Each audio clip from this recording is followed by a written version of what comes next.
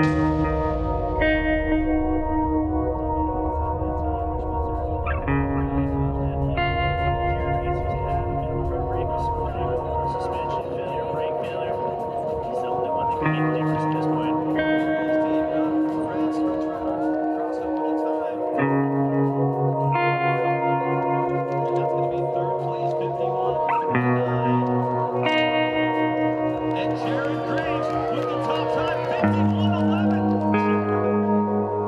best thing about enduro racing to me is we're just riding bikes, man. It's what we do on weekends. How I got into riding bikes was going out on Saturday with 6 of your buddies and, you know, chilling on the climbs and rallying descents, getting crazy and, you know, eating good food after. And it's kind of the vibe when you're out here. You guys were hanging out on the transition stages, and then we rally the descents and get to the bottom of that one and we're out of breath trying to talk to each other and just whatever, you know, everyone's always got stories like you blew up or you flew off the track or you caught someone or it was amazing. I buttered these 8 turns, and ultimately you're just riding your bike. It's a very welcoming format. I was pedaling to a stage today and I heard a guy saying, yeah man, I'm out here freaking brought my dad. He's like an ex-motocross pro. He's like 55, it's his first, you know, mountain bike race and he's totally loving it. So he did the first 2 stages, was totally digging it. So I thought that was kind of cool to hear that someone who has never raced mountain bikes, kind of what maybe drawn them to it was this enduro format. You know, I feel like it's a bit more appealing to the public. It's not as crazy as downhill or like XC is just pure suffering, right? So it's maybe like a balance in the middle. Like I said, it's something that us mountain bikers do on the weekends. Yeah.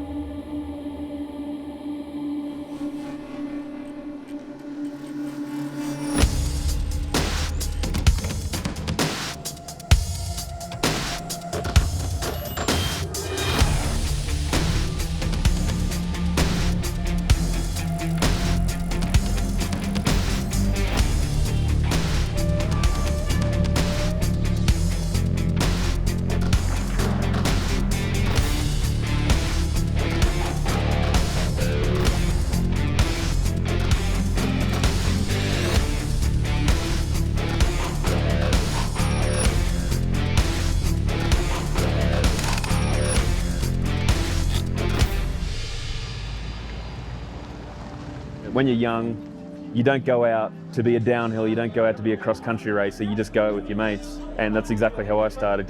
We all rode up the hills together and we all raced each other down, you know, so it's something everyone can relate to. Sometimes I just like going out by myself and just playing around on my bike. But then saying that, living in Whistler, you know, they've got so many people to ride with and you're riding with your friends and, you know, having a blast, and that is, yeah, definitely what it's all about.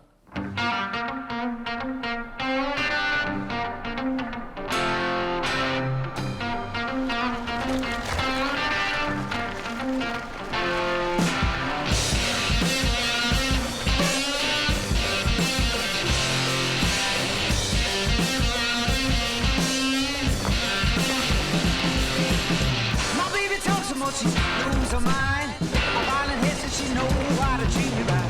Don't worry and I pay no mind. Checking gasoline and she know how to start a bike.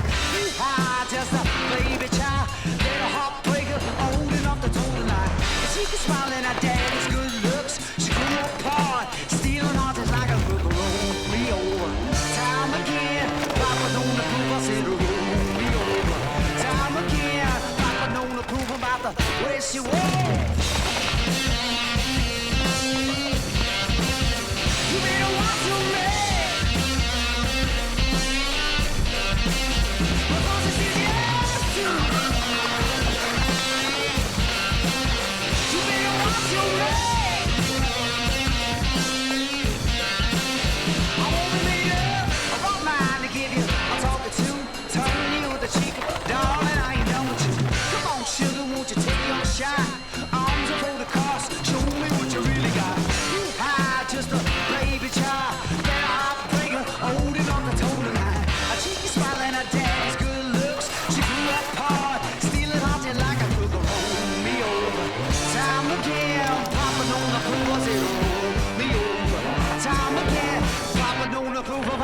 Where she was.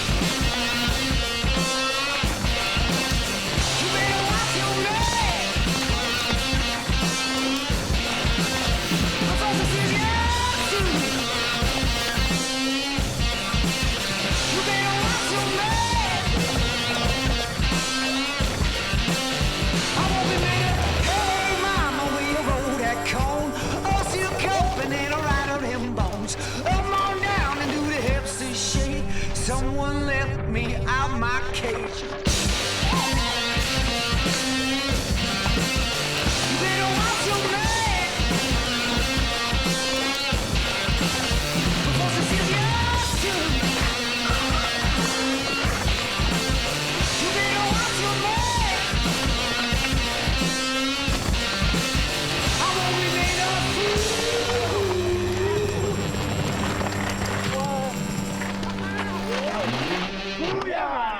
That was so good! Yeah. Now let's get out of here!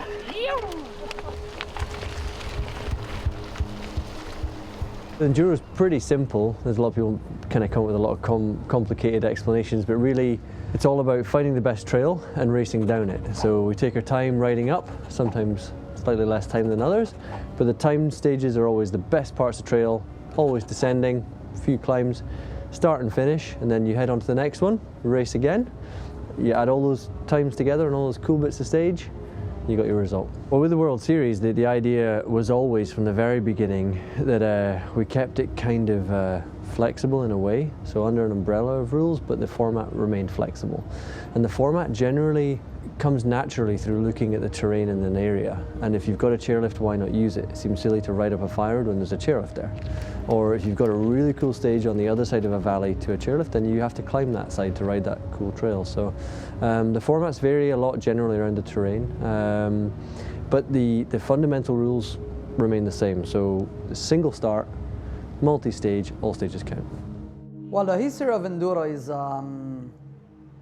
is long and short at the same time. It's long because to me, Enduro is the root of mountain biking.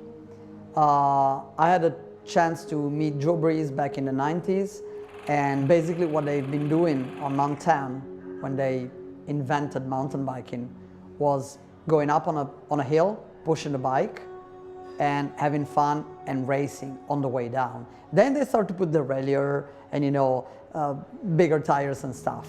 Enduro is exactly that, the root of mountain biking. When we were first doing the repack races, that was mostly a downhill race.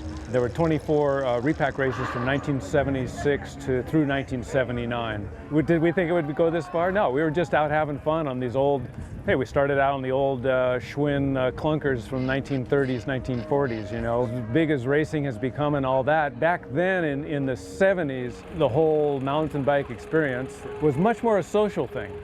It was about getting together with your friends and going out for a ride, enjoying the great outdoors, taking in the sun, maybe a little rain and some mud, and just enjoying each other's company.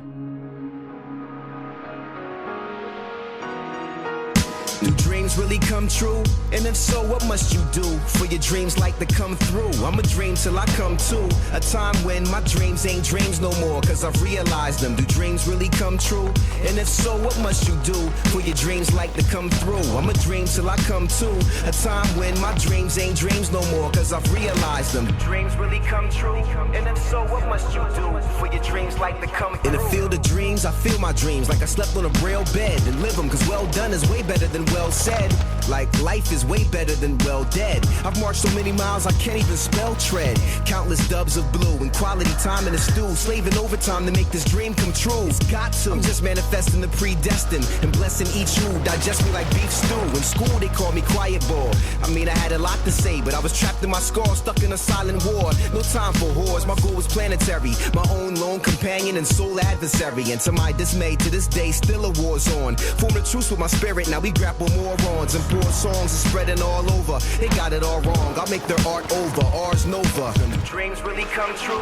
And if so, what must you do for your dreams like to come through? Pull my soul into a soundscape, paint the horizon with my mind state. Don't worry, I'll shield you from the flurries. It's a tale of insatiable yearning. My always there hunger to pillage, plunder, and tear the industry asunder. With sound from the ground under. For heresy, weapon veal, technically slice it like a section C. But it seems execs will never see.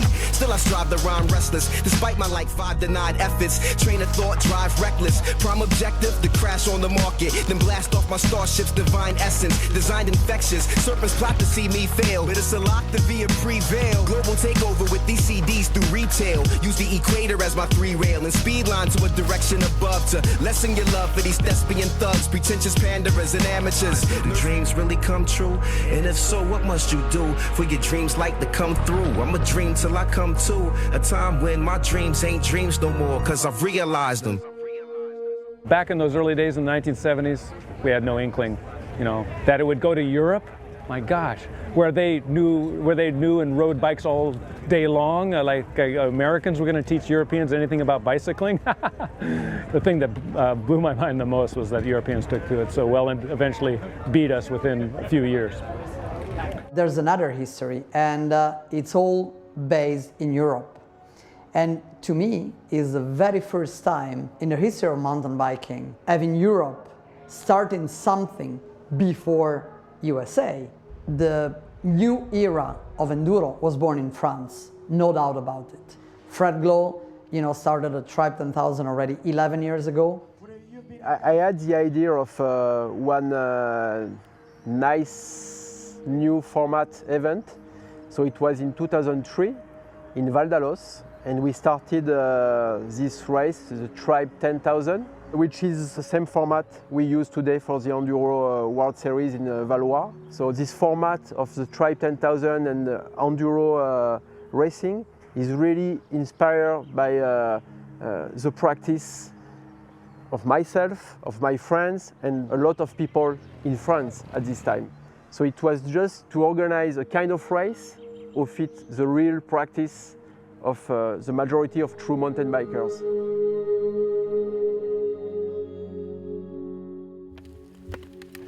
Enduro racing for me is it's a vehicle for adventure. So from my perspective, I came from the adventure side of mountain biking, and I wanted to share a whole bunch of trails with people. We're all just mountain bikers really, and we just want to be out there having a good time on the bike. The racing side of it is obviously extremely important, and it's a really exciting side of it, but it is essentially, it's all just about mountain biking. And I think that's what we finally have got right with this. Chris Ball had been reaching out to a number of different race organizers while he was still with UCI. He put the proposal forward to the UCI. They rejected it. So essentially Chris quit the next day. And I can remember vividly sitting in my office getting the news that Chris had quit, that this thing was going to happen. And so I walked down to my boss's office, Rob McSkimming, and I said, Rob, let's do it anyways. So I spoke to Chris. Chris was kind of like, whoa, okay. Well, I'm planning to meet with Fred Glow and Enrico Aguilar this weekend in Roc d'Azur. And I'll take your idea and see what they think. And he met with them. They came back and said, let's do it, the four of us. We'll form the Enduro World Series ourselves. The rest is history. The four of us, sort of started on this journey, and who knows where it's going. And we launched World Series 2013. So that was really the first time the international level happened, and that was an amazing event because I think we counted 17 world champions across all cycling, mountain bike disciplines at that event. You know, we had cross country, downhill, from old and new. We had some BMX guys, some cyclocross guys, you know, everything, marathon, you name it. And they were all there, and there was all these other guys who were enduro racers. And I was like, what's an enduro racer? But they'd been racing with Fred and Enrico for a decade, right? So they were like, this isn't new to us, this is just a step up. And suddenly we just had this race, like across all these disciplines, all these huge names, all these amazing bike riders. And it just played out one of the most amazing things. And I think that was, for international enduro, that was landmark. Enduro around the world is exploding, but this World Series is becoming its own monster. I think the best thing that's happened to enduro is the fact that it's not becoming the new downhill. It's not overtaking from cross country. It's not overtaking from downhill. It's becoming its own thing. You know, downhillers aren't necessarily coming across and smacking us. You know, the cross country riders aren't coming across and smacking us. We're our own animal. I started when I was about 14, 15. Well, I guess even younger than that, just riding bikes as a kid, but mountain bikes and going to races, 93, 94, just following my older brother, who was I guess, an older brother, so I used to try and do everything he did, and he got into bike riding, so I followed. You know, last year, the first ever World Enduro Series, to end that with winning the title was something that I didn't expect to happen. So I knew 2013, obviously Anne Caro missed a few of the rounds, and that was made a difference, I think, to the series. And I knew, she wasn't necessarily up to full strength until the last few races of the year, so it wasn't maybe a true battle really. So this year I knew that she would be here, coming back, all guns blazing kind of thing. I know that she's, I've raced against her for enough years to know that she doesn't race just for taking part. She definitely is a big, fierce competitor and wants to win. And like, sure, you think, oh, we're racing for 55 minutes, 2 seconds doesn't matter. It does matter. You cut that corner and it's 0.2 of a second. Oh, it doesn't matter. You cut 5 corners, there's a second. Like, these races are separated by seconds now. Enduro is like this little game we have in front of us here. We start at this end, and you can't start the green stage until you finish the blue stage. And you've got to put all these pieces of the puzzle over this side of this puzzle, created by IKEA. No, it's not like this puzzle, it's way more intricate. Enduro is tough, man. There's a lot of pieces of the puzzle to put together. It's a big day on your bike, and I think Enduro is an adventure that will become something you'll never forget.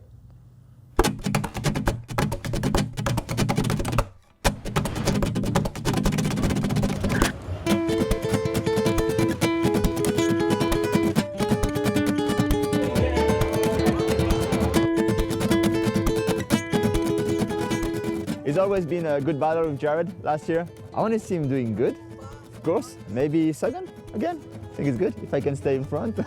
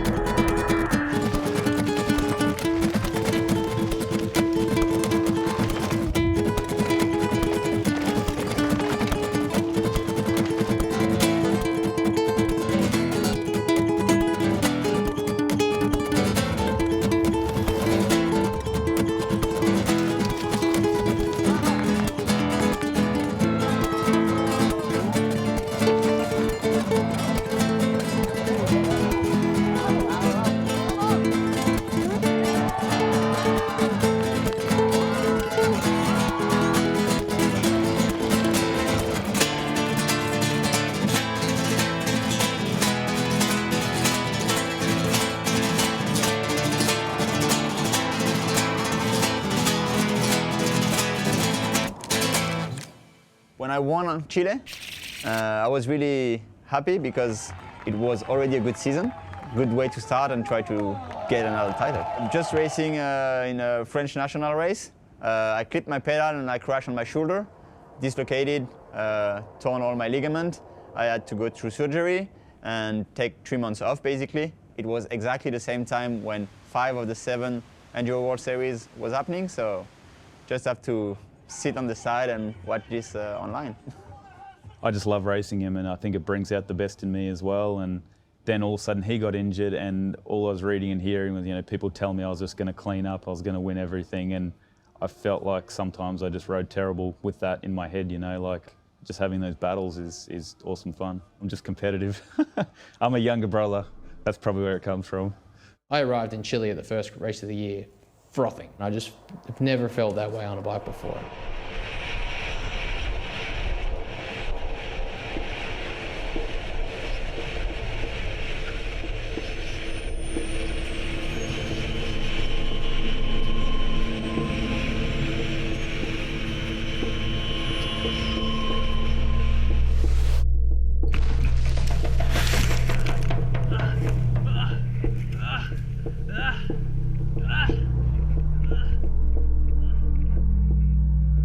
I guess my inexperience can, shine through there. Like the fact that I missed out all of my racing last year, that was my second enduro race, really. So I was just like, fuck it, I'm doing this. And I did it. I just let the brakes go. And I didn't think it was that big of a deal at the time, but all of a sudden when you hit the dirt at 65 k's an hour on the side of a volcano, brings you back down to earth quick, smart. My injury this year was definitely something that was fairly challenging. I had a big crash in the head into sand in Chile, and I compressed 5 vertebrae and 2 of it broke badly, and especially one that stopped at 1 millimeter from the spine. And it took me a good 3.5 months to be able to walk properly again.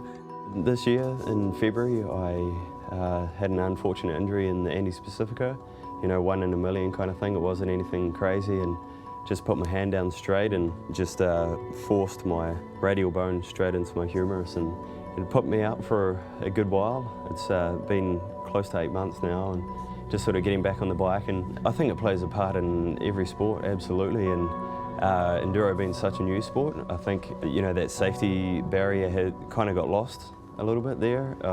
Seeing downhillers incorporating neck braces, and then you've got this new enduro thing happening and people wearing half shells and no pads. It's like, why? I love sliding at high speed, I love being on the edge, I love committing myself into trails, and I love generally mountain biking, and for sure that tree, rocks, roots are hard stuff, and when you crash it's always something that is damaging your body. So yeah, it's part of the game, I would say. I'm only a racer when there is a start line. Then in my life, and I don't want to prove something to other people. For me, I like to go fast on the bike, but then I like to stay quiet. Yeah, I think the battle with Anne this year was probably, I think for me, one of the most exciting racing years I've probably ever had. Anne's a really quiet person. I wouldn't say I really know her at all. I've raced against her for 15 years, but I only ever got to get close to her and even beat her, and only ever one World Cup race out of the nearly 100 I did against her. So she certainly was always someone that I looked up to for that whole time. In enduro, she's still tougher. She really have a good strength, and when we have physical stages, she's a lot better than me. So it's a good fight. It's good for the sport.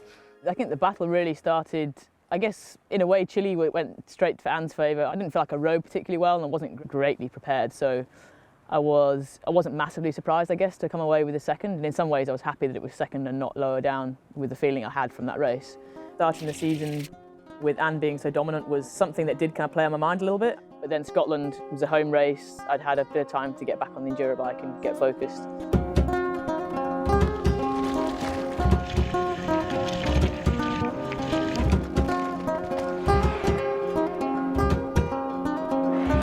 Scotland was really tight, really dark in the woods, lots of roots, lots of mud.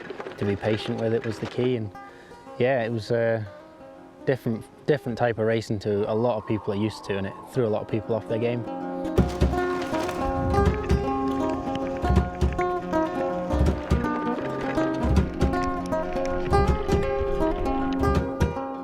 Scotland was pretty disappointing, but I salvaged, some decent points with day 2, riding fairly well. It was great to win that one. That kind of, I guess, got my confidence back a little bit, and it was one-on-one then with Ankara.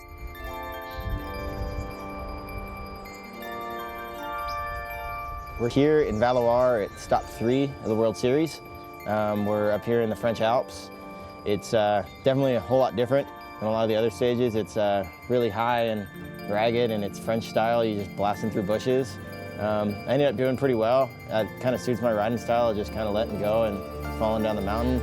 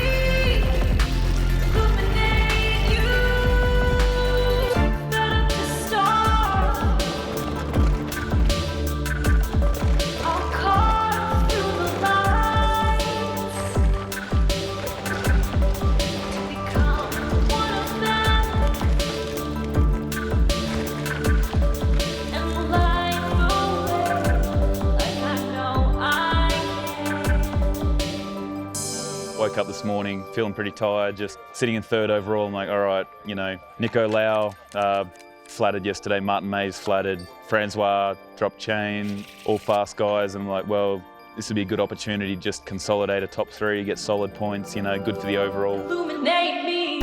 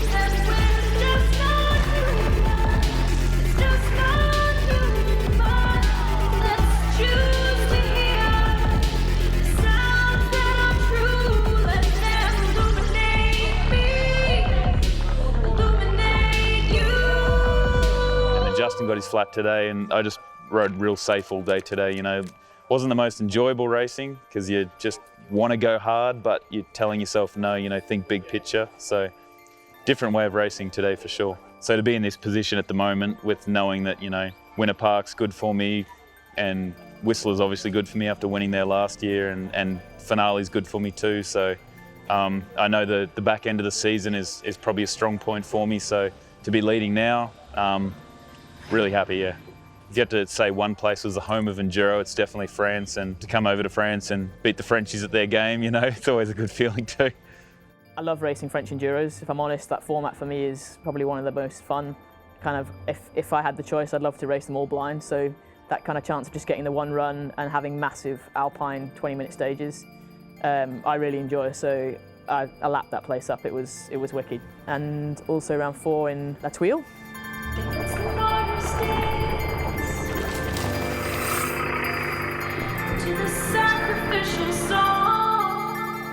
To win 3 in a row was, I kind of felt like I was on a bit of a roll, and that was, again, just really, really good for the confidence.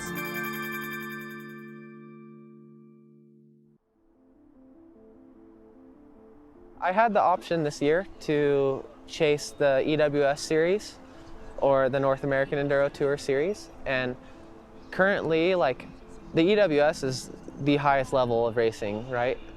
And North American Enduro Tour is just such a great stepping stone for that platform. Curtis Keene won it 2 years ago. Chris Johnston won it last year, and both those guys are on great career paths right now. Johnston had an injury, but he just got 4th at Trans-Provence. So this is a really good stepping stone, and I have so much to learn. I'm still a young buck.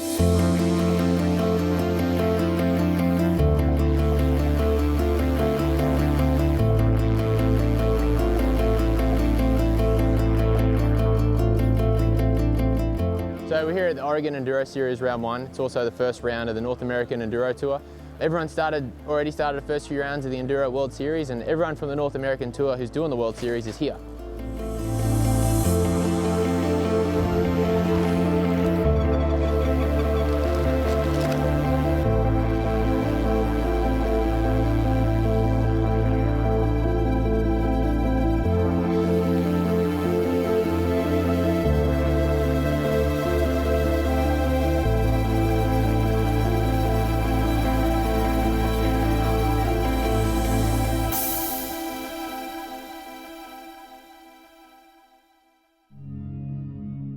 A lot of it's just the bikes nowadays, you know, the technology is just top notch. People are really putting a lot of time into designing trail bikes that are light.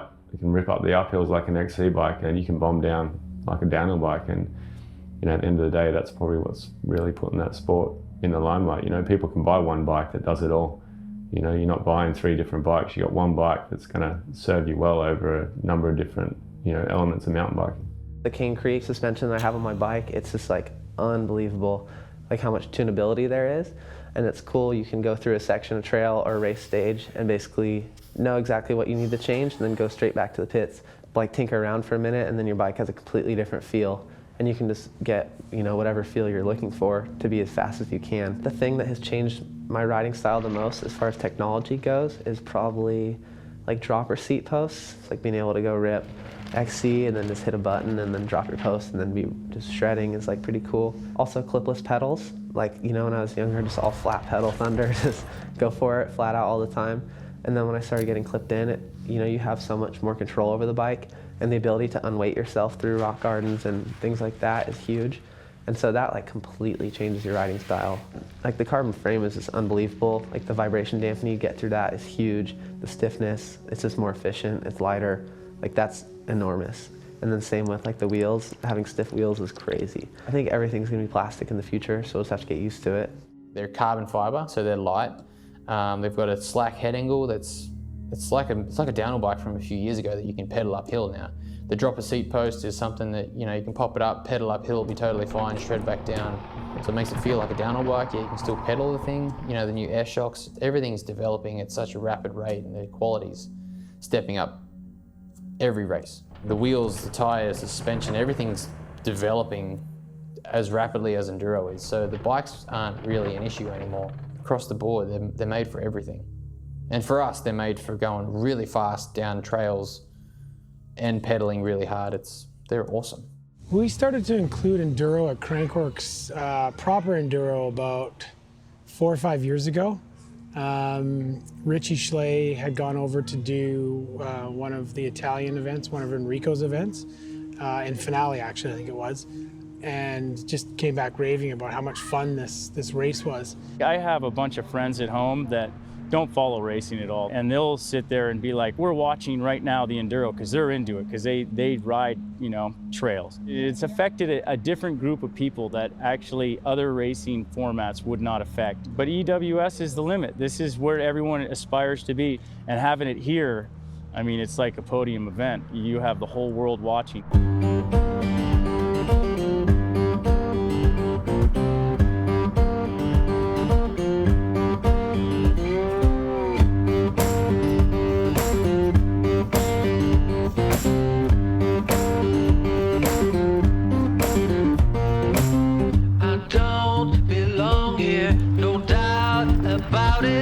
This life I'm living, she bribes me in. The line that holds your everyday life, she will eventually snap my pride. Feels like I'm standing on the ceiling.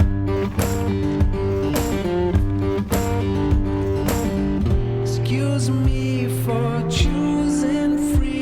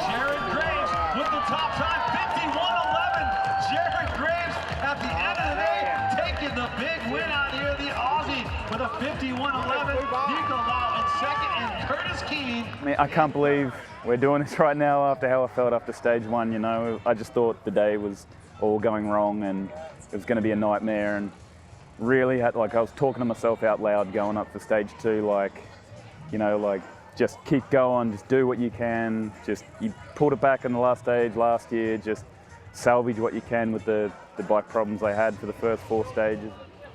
Not a good day in terms of how I felt, but I still managed to end the day in second, thanks to, but luckily with Anne had a flat on the last stage, so it bumped me up 1 spot.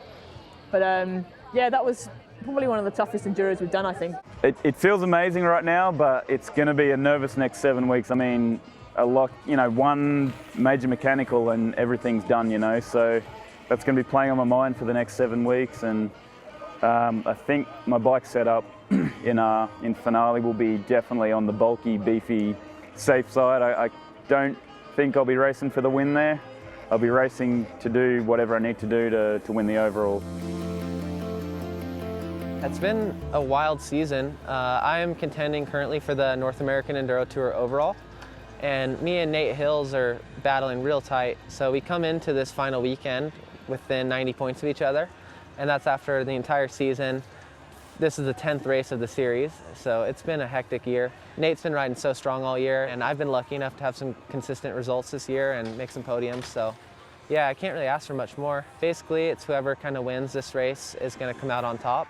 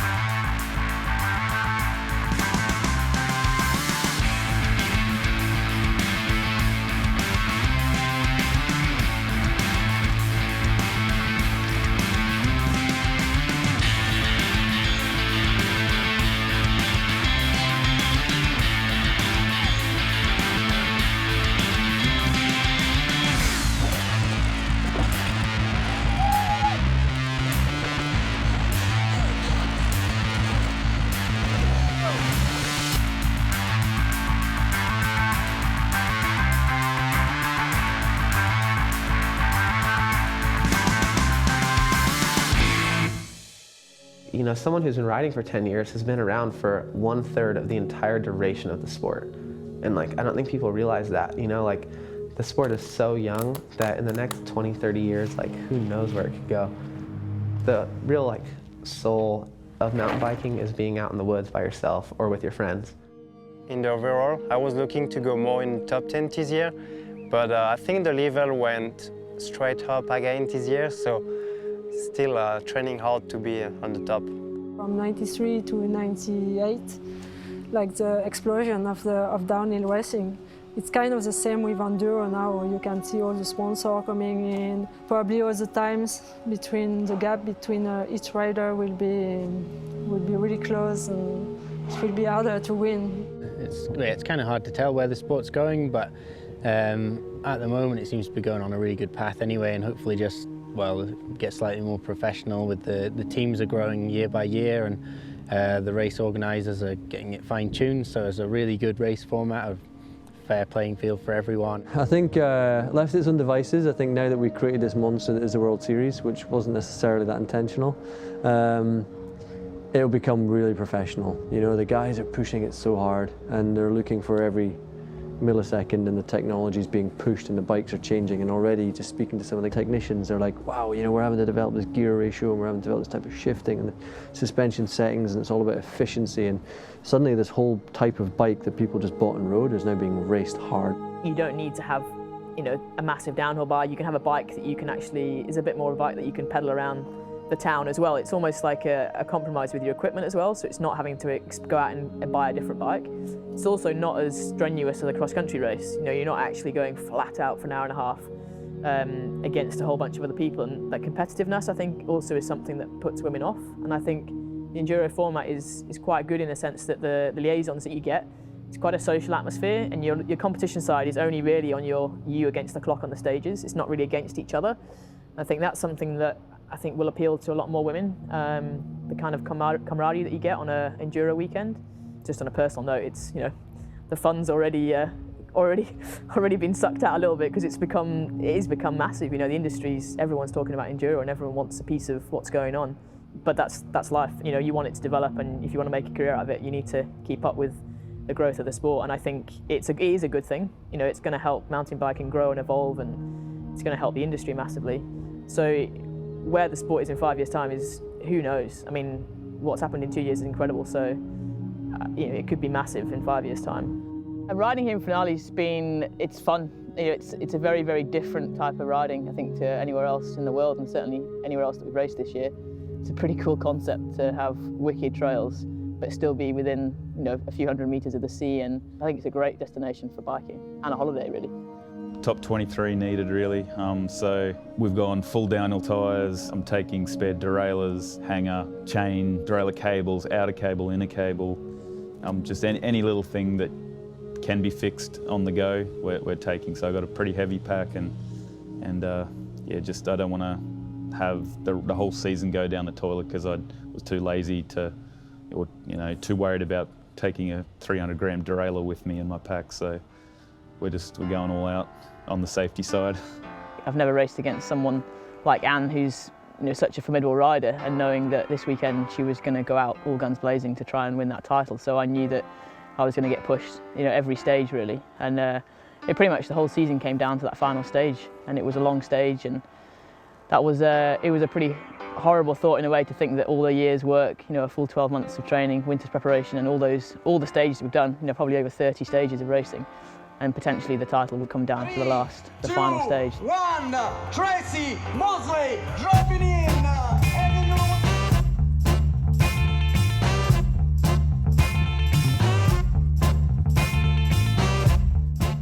La francese Anne-Caroline Chausson dropping in.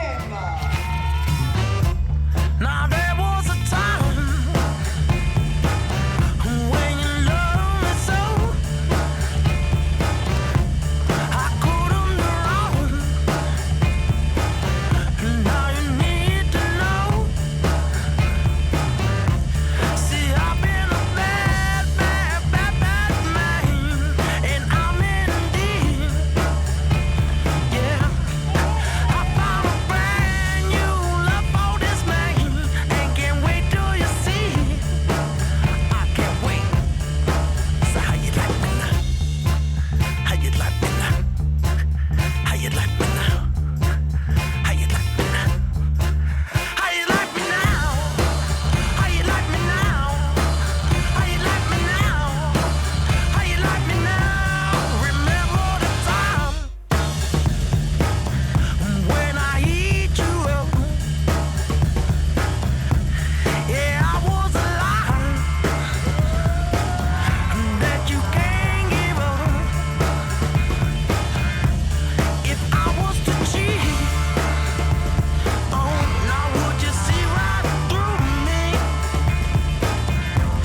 If I sing a sad, sad, sad, sad song, would you give it to me? Would you? So how you like me now? How you like me now? How you like me now? How you like me now? How you like me now? How you like me now? How you like me now? How you like me now?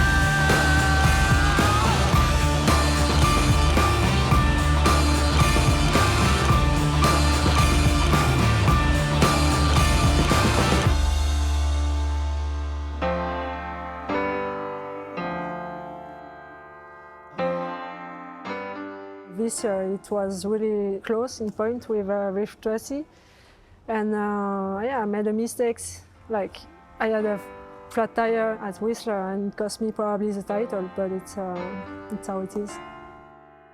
Yeah, I love racing, but I think racing is actually almost a way to enable me to travel the world and ride my bike. And I think actually getting a chance to travel and ride and experience different trails and actually the fun you have on your bike is to me probably the most important thing. And racing's the bit you have to do to make it all worthwhile.